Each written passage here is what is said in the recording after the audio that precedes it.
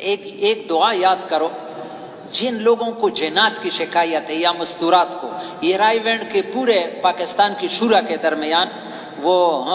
احمد بٹلہ صاحب نے بیان کیا کہ ایک مدرسے میں جنات آتے تھے، وہ بچوں کو بہت تنگ کرتے تھے، تو ایک بڑے عالم کو لے آیا،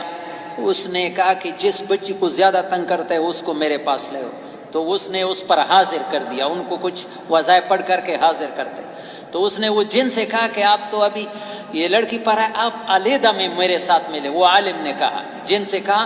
کہ آپ تو لڑکی کے زبان پر میرے ساتھ بول رہے ہو، آپ علیحدگی میں میرے ساتھ بول۔ اس جن نے کہا کہ یہ شرط ہے کہ آپ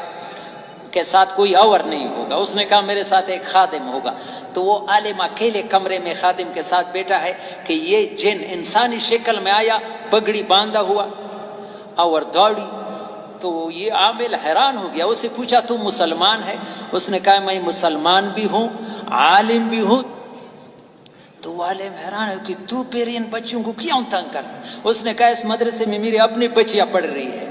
اور جب ان بچوں کو دیکھتا ہوں تو میں برداشت صبر نہیں، جیسے آدمی کا نشہ ہوتا ہے، بہت سمجھاؤ وہ اپنے آپ کو قابو نہیں کر سکتا۔ تو اس نے کہا کوئی ایسے وظیفہ ہے کہ اس کے پڑھنے سے تو یہ بچیاں پھر تمہیں وہ بچ جائے؟ اس نے کہا فلاں کتاب میں وہ وظیفہ ہے۔ پھر وہ عالم نے ڈھونڈا نہیں، میرے جن نے وہ بتایا، بسم اللہ الذی لا الہ الا هو، آسان دعا 3 جگہوں پر، کپڑے چینج کرنے سے پہلے، باتھ روم داخل ہونے سے پہلے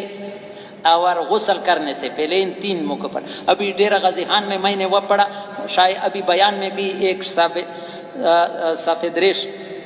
میرے ساتھ بیٹھا ہے، ہاں کھٹا کالونی کا، اس نے کہا یہ جھوڑ میں تم نے کہا میرے بچوں کو بہت تنگ کرتے، جب سے یہ دعا شروع کی کوئی پریشانی جن کی نہیں آتی، بسم اللہ الذی لا الہ الا هو۔